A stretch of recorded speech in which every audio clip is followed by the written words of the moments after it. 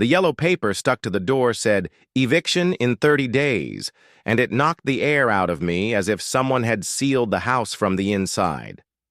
My mom had been sick for 2 months, and between meds and appointments, my uncle Oscar offered to manage her paperwork. One day he took the blue folder with the deed, receipts, and copies of her ID so we don't have to go back and forth. Tired and scared, I believed him. The notice wasn't a mistake. It was signed by a law firm and, in cold letters, said the house had been sold before Notary Office 148, deed number 23 forma 56, to a company called Inversiones Cima. I read it twice. Sold what, if the house belongs to my mom? I went straight to the public registry and asked for the property record, folio real. There was the blow, a transfer of title made 3 weeks earlier. Seller: Maria Eugenia Fent, acting through an agent. Agent: Oscar Fent. Buyer: Inversiones Cima, SEA de CV. My hands shook. Oscar didn't have a power of attorney, at least, not a real one. I requested copies at the notary office. The notary is traveling, they told me. 2 days later, they handed me the notarized instrument, a supposedly broad and sufficient power of attorney signed by my mom, on the very day she was hospitalized with an IV and oxygen. The signature looked similar, but my mom's M always closes like a fist. On that paper, the M opened like an umbrella. I went back to the hospital. The nurse on that shift remembered my mom hadn't even signed the prescription that day. The doctor wrote a statement. The patient was not in condition to grant or understand documents. I called Oscar. He answered like nothing was wrong. "Nephew, everything's legal. Don't make a fuss." I saved the call as a voice note. It would be gasoline later. Back home, neighbors said they'd seen 2 guys measuring the facade and taking photos for delivery. They knocked wearing Kima badges. I asked for formal IDs and a court order. They left. I went to Doña Lady's store. Her camera faces the street. The video showed Oscar walking in with an unknown man 10 days before the supposed sale. I saved the clip on 2 USB drives. I went to the prosecutor's office to file a complaint for forgery and fraud. I brought the power of attorney, the medical statement, the video, the property record. The clerk tried to push me to civil court. I said, "The power is fake. That's criminal." He took my complaint. I left with a case number and a quiet kind of anger. I found an affordable handwriting expert. He came with a loop, compared signatures, voter ID, insurance, bank, and wrote, "There are signs of tracing forgery and discrepancies in characteristic strokes.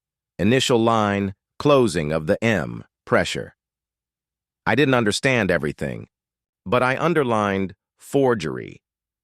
With fear sitting in my stomach, I asked a different notary for a certificate of life incapacity for my mom and a revocation of any power of attorney.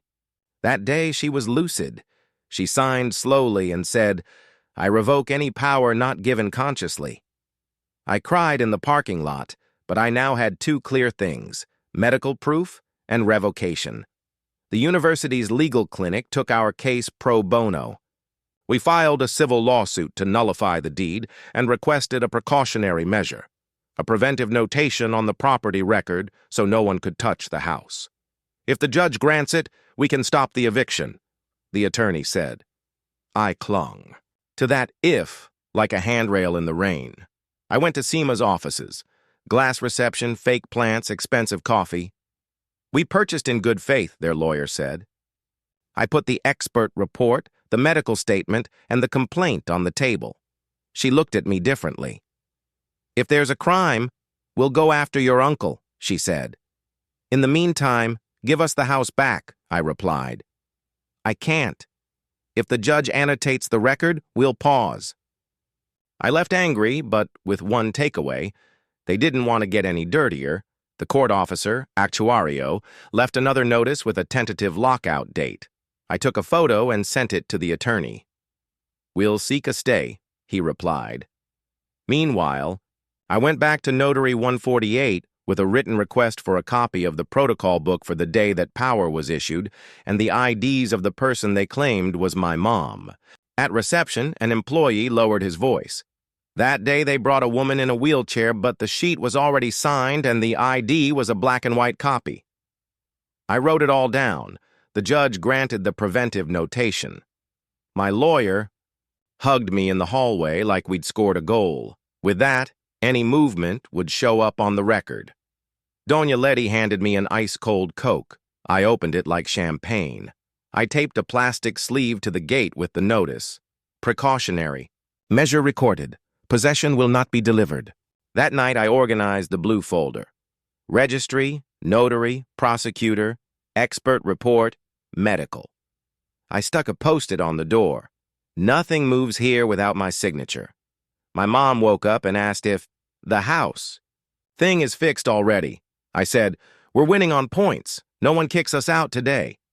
And for the first time since the yellow paper, I felt the house breathe with me.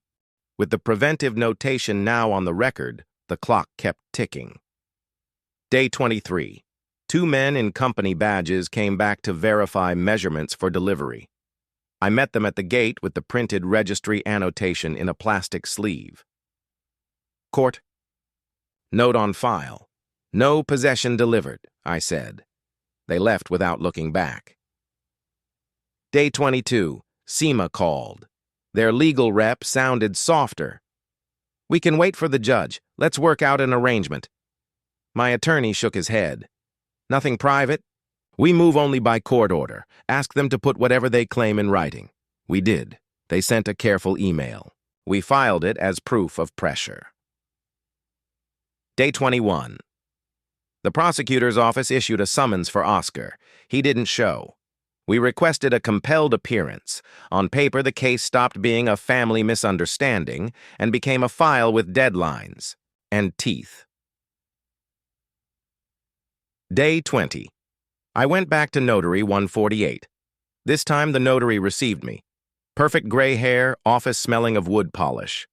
He said my mother appeared duly identified with instrumental witnesses. I laid the medical statement on his desk, with date and hour showing she was on oxygen and not fit to sign. His cheek twitched. If there's irregularity, the notarial board will review it, he said. And the prosecutor, I answered. He ushered me out with polite haste. Day 19. Another knock, this one from the court officer, actuario, with a tentative lockout date. I photographed the notice and pinged my lawyer. We go for a stay of eviction, he replied, and we'll ask for a hearing. Day 18. I posted a second sign on the gate. Court measure in place. No entry without judicial order. Inside, I sorted the blue folder again. Registry, notary, prosecutor, expert, medical, and added a new tab. SEMA, statements. Fear sat in my stomach, but paper by paper I felt the house sit with me. Day 17. An employee at the notary, voice low, confirmed what our gut already knew. They brought a woman in a wheelchair that day, but the sheet was already signed. The ID was a black and white copy. I wrote every word, time, and name. Day 16. The judge set a hearing for the stay. We lined up witnesses. The nurse who had seen my mother that day, the handwriting expert with his loop and report, and Doña Letty with her store camera and the clip of Oscar touring the house 10 days before the sale. Day 15. SEMA's. Team returned to the sidewalk with a tape measure. I stepped out with the enlarged printout of the registry note. They folded the tape and left. That night, I taped a post-it to the door at eye level. Nothing moves here without my signature. Day 7. The courthouse smelled like paper and dust. On one side, SEMA's lawyer repeated, "Good faith purchaser." On ours, the nurse testified my mother couldn't sign. The expert explained the open umbrella M versus my mother's fist-closed M, pressure and stroke. Doña Leti described Oscar showing the house to a stranger before any power. I said just one thing. I'm the owner's son. She was in a hospital bed. Day 5. The judge leaned back. I'll resolve in 3 days. 3 days can be an abyss. I walked home counting steps. Day 3, 11:17 a.m. The email arrived, provisional. Stay granted. Any lockout was to be stopped until the nullity case was decided. I cried in the work restroom, printed the order, slid it into a clear sleeve, and taped it above the yellow notice on our door. When I read it aloud to my mother, she touched my cheek the way she did when I was little. 2 men came that afternoon to verify delivery. I held up the judge's stamp. The court officer on speaker said, "Gentlemen, the eviction is stayed. Judicial order in force." They left with Friday faces.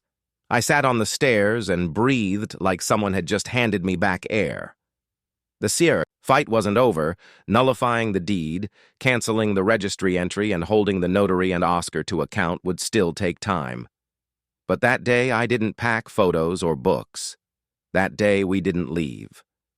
The stay was taped to the door like a brand new shield, but fear was still sleeping on the couch.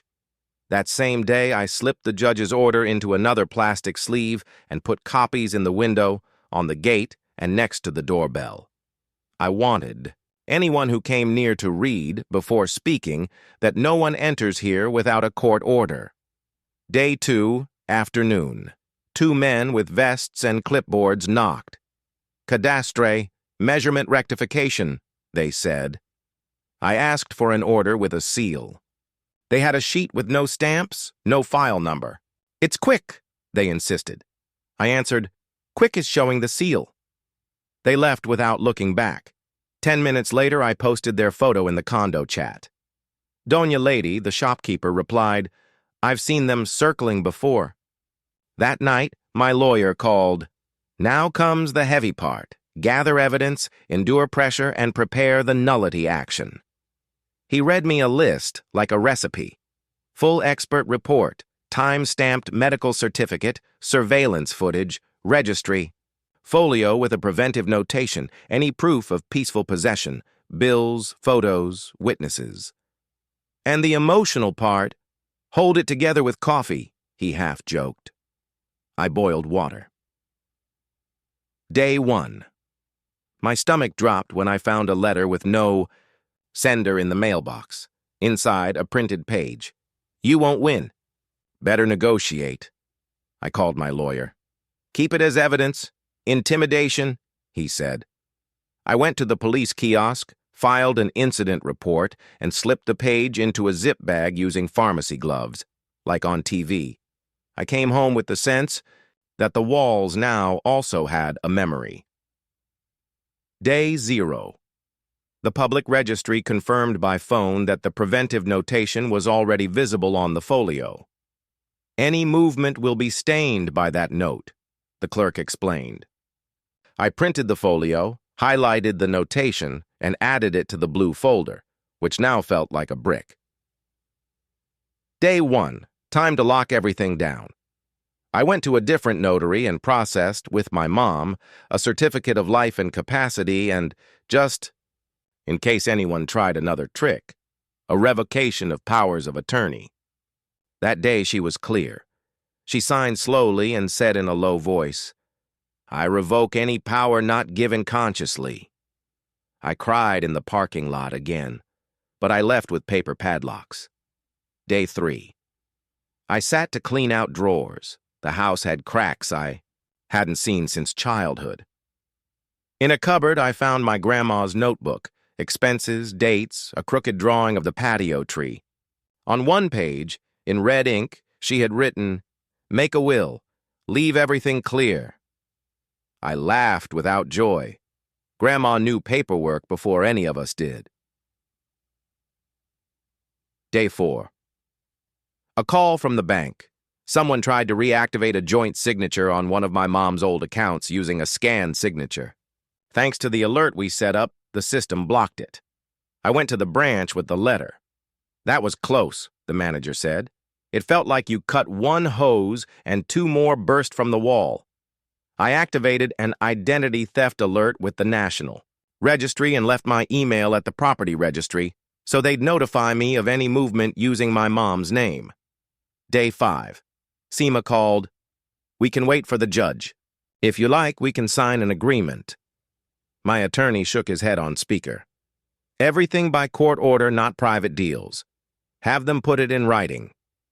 They did. We attached it to the case file. Proof that they knew what was going on. Day 6. I went back to Notary 148. A young employee received me. He lowered his voice. "That day they brought a woman in a wheelchair. I didn't see her sign. The page was already signed. And the ID was a black and white copy. I asked him to write it down. He wouldn't. But if they subpoena me, I'll speak," he said. I left with a knot in my chest and a list of names typed into my phone. Day 7. The university legal clinic added a handwriting expert. She came with a loupe, raking light, and a calm that calmed me. She compared signatures from the voter ID, insurance, bank, plus 3 old letters from my mom. She explained my mom's fist-closed M, the pressure, the constant slant. "This is tracing forgery by calque," she said. I underlined tracing like it was the word holding the house up. Day 8. The neighborhood was buzzing. I decided to speak up my way. I pinned a note on the building's bulletin board. "Got old deeds? Don't know your property folio? Come Saturday. I'll help you check." 15 neighbors arrived with dusty folders. Between empanadas and coffee, I showed them how to request the folio, set alerts, and release originals only with a receipt. For the first time, I felt I wasn't alone, and that you defend a house not only from inside, but also from the sidewalk. Day 9. The prosecutor's office summoned Oscar. He didn't show. We requested a compelled appearance. The state attorney, dark, circles chewed pen, said, "This isn't the first time I see this." She looked at me with respect, as if she were defending her own house, too. Day 10. Something unexpected surfaced in the folio. An old lien, a mortgage paid off 20 years ago, that had never been canceled. "If we're cleaning, let's clean it all," my lawyer said. I went to the bank that had absorbed the old one. They brought out the archive man, a thin gentleman with vintage glasses. He knew exactly which warehouse the file was in. A week later, we had the loan paid letter and the cancellation instrument. One more thorn out of the heel. Day 12. I met Irene and her son Javier in the prosecutor's hallway. Same story. Friendly fixer, power of attorney, signed on a sedation day express sale. We started a WhatsApp group, tired humor and all, called Folio Defenders. We shared templates, hours, phone numbers. We discovered the same man in the checkered shirt appears on their cameras, too. The case stopped being only mine and became a pattern. Day 13. The doorbell rang. 2 guys on a motorcycle flung a can of red paint at our wall and sped off. I didn't chase them. I called the patrol, asked Doña Letty for the video, and called my lawyer. The next day, Don Chava and I painted over it. I bought a cheap camera to watch the street and synced it to my phone. That night, I slept with the feeling I'd put eyes on the sidewalk. Day 15. The Notarial Board opened a disciplinary case against Notary 148, and the notary's liability insurer asked for details for potential claims. I started to understand something. Seals also sweat when you look at them closely. Day 16. A notary employee asked to meet outside the subway.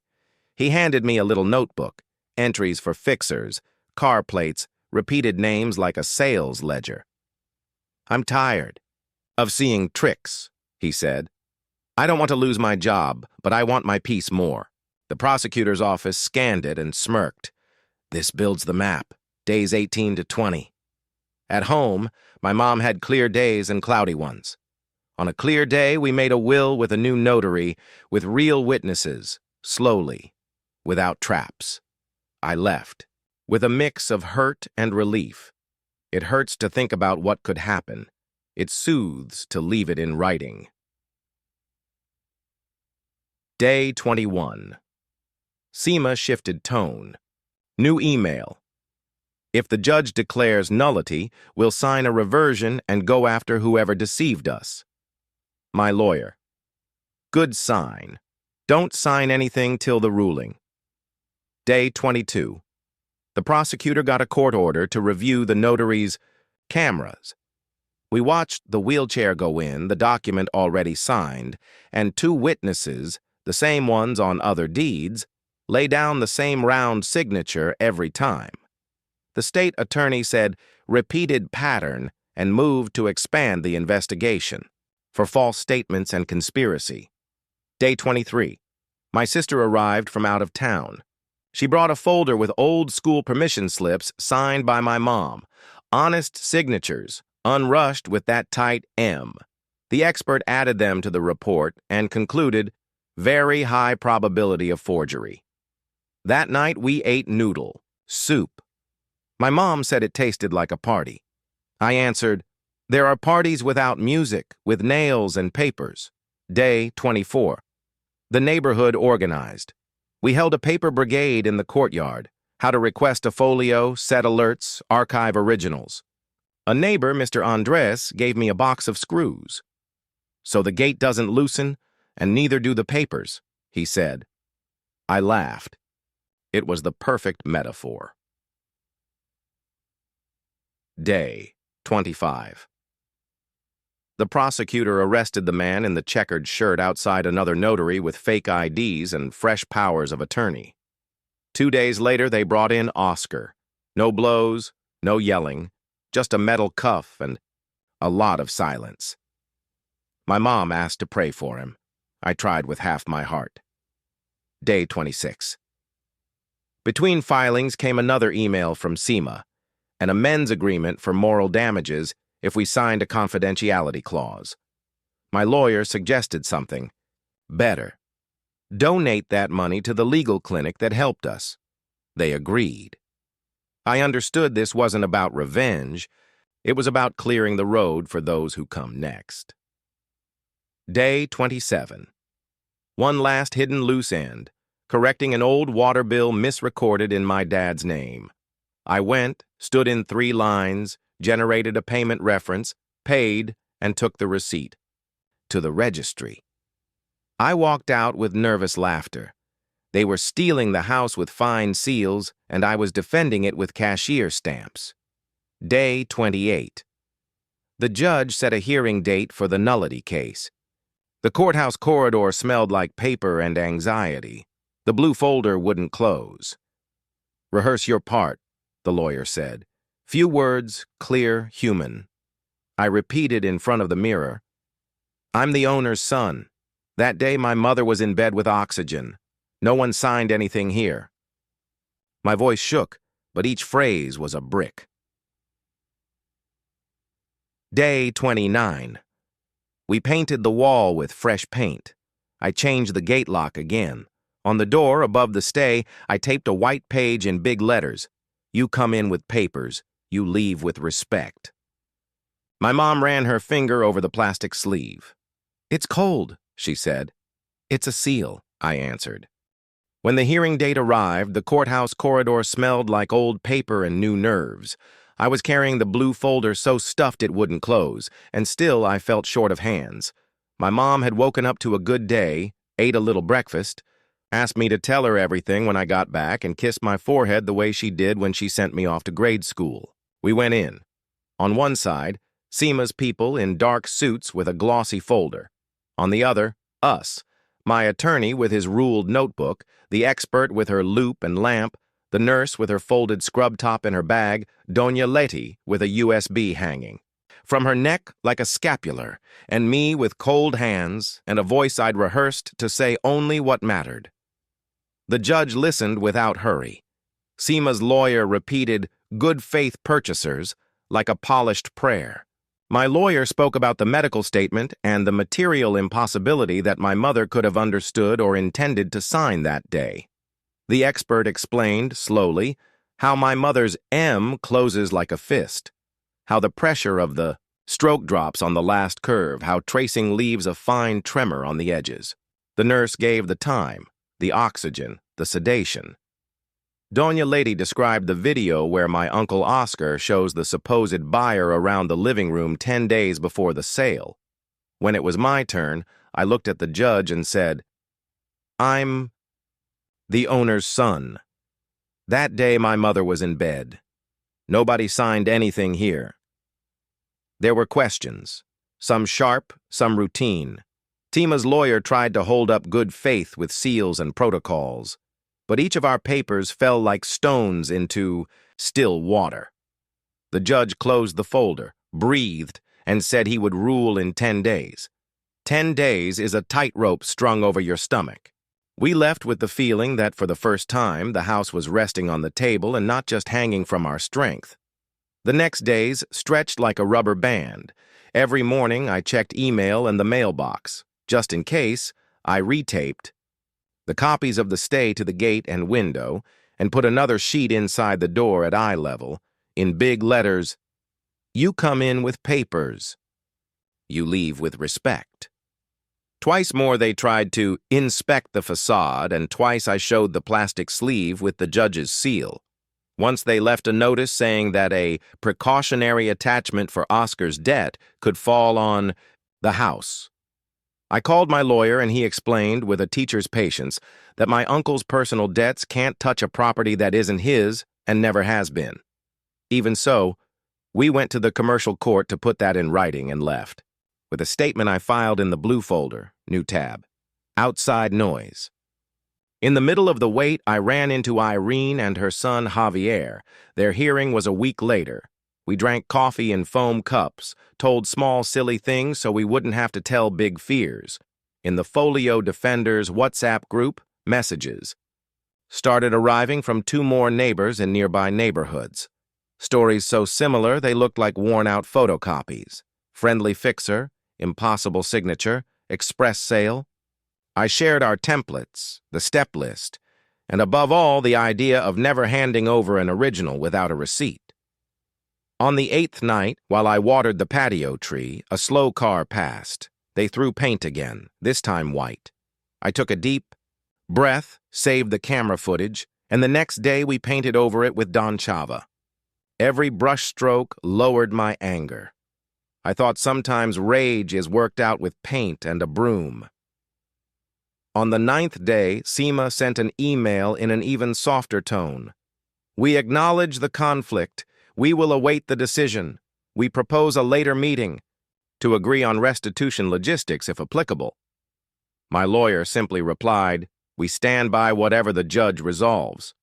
I made sure the email was printed and stapled, another firm stone in the folder. On the 10th day at 12:02, the email arrived. Nullity of the power of attorney for lack of capacity and forged signature. Nullity of the derived sale. Cancellation of the registry entry.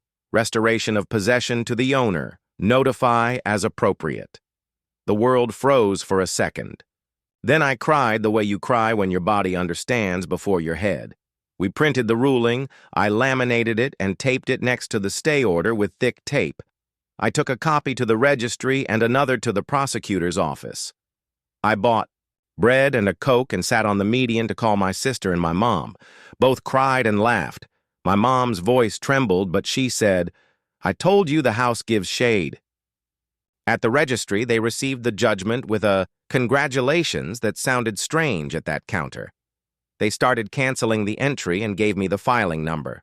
3 days later, the folio already showed in clean letters that the transfer to Seema was canceled.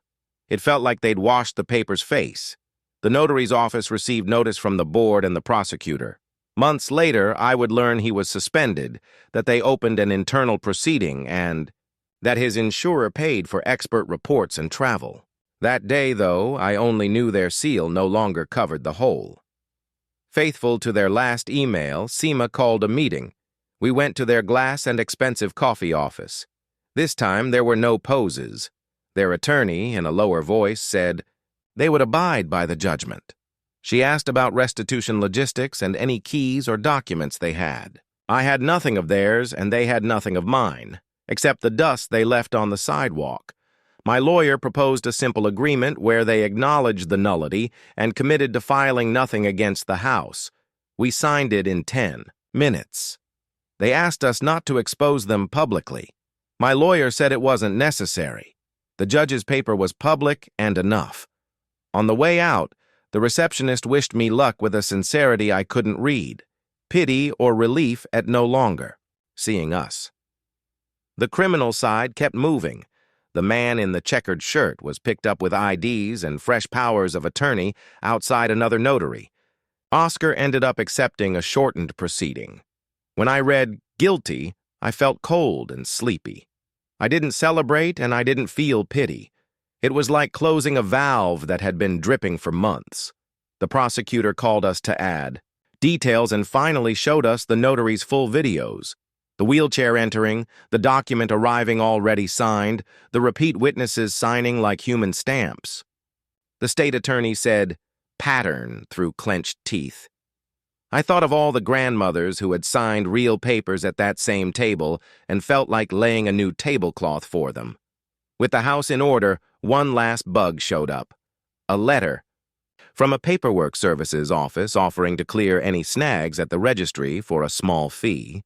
I replied with a photo of the judgment and a thank you, blocked the number, changed my mom's and sister's email passwords again, canceled any recovery email that wasn't ours, put the USBs with videos, the expert report, the judgment, and the notices into a metal box, labeled the box "House Does Not Move."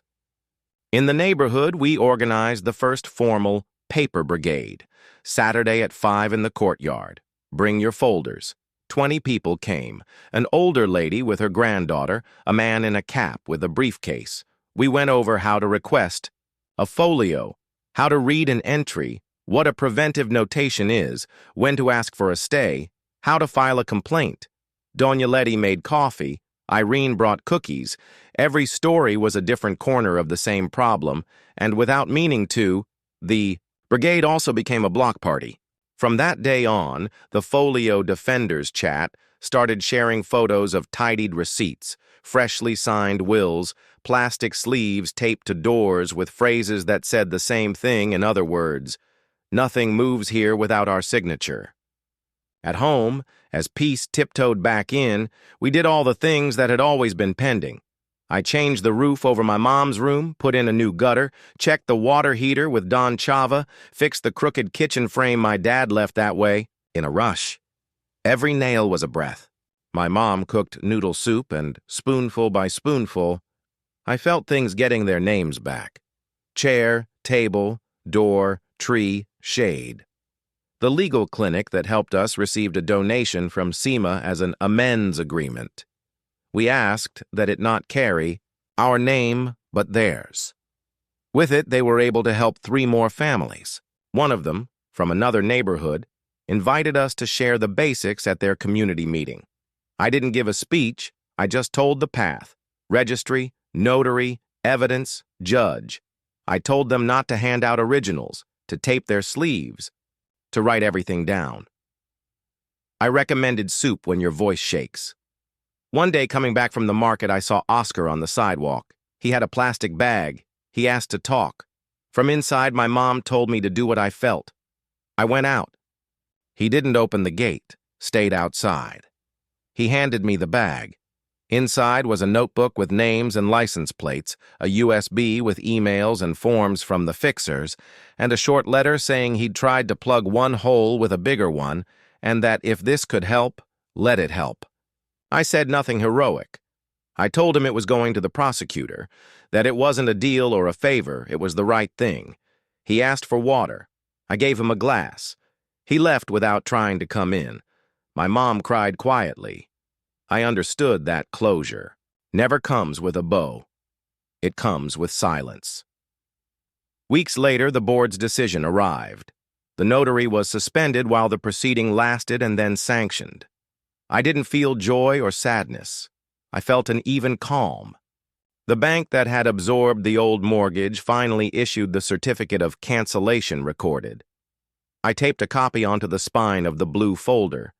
At night, when I doubted, I'd take it out and read, slowly, the 3 words that now feel like a padlock: nullity, cancellation, restitution.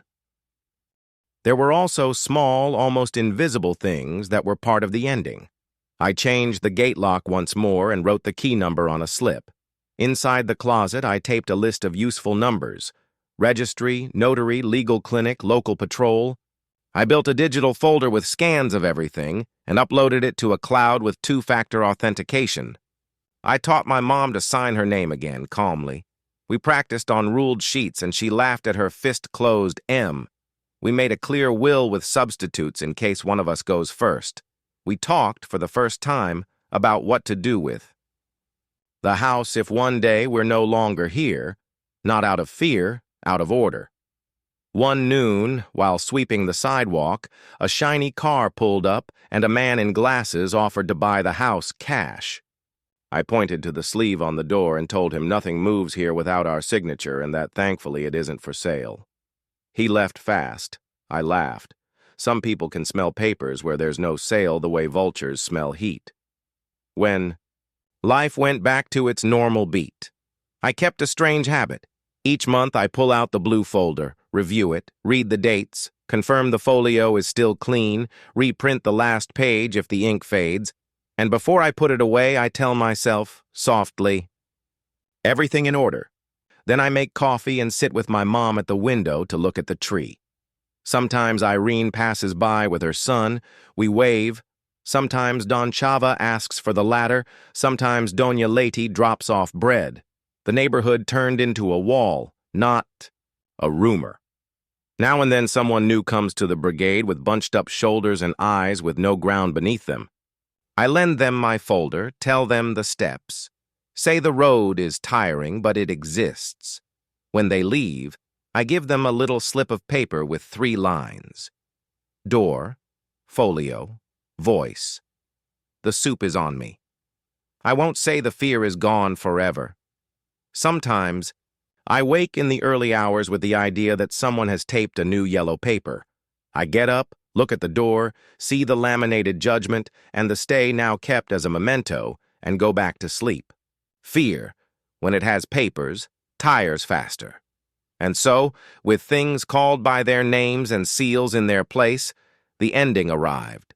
The one that doesn't sound like fanfare, but like normal footsteps in the hallway, a key turning without catching, a gentle simmer of soup on the stove.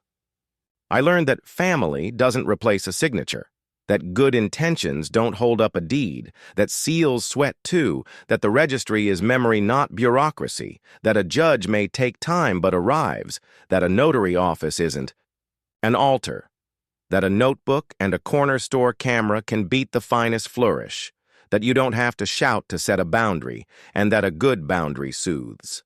If the noise ever returns, I know where to start. I shut the door, call the lawyer, pull out the folder, open the registry app, rally the brigade, and put water on for soup. And I repeat, with the voices of everyone who stood by me, looking at the tree that's grown a little more. This is where we live, and this is where we'll stay. Nothing moves without our signature.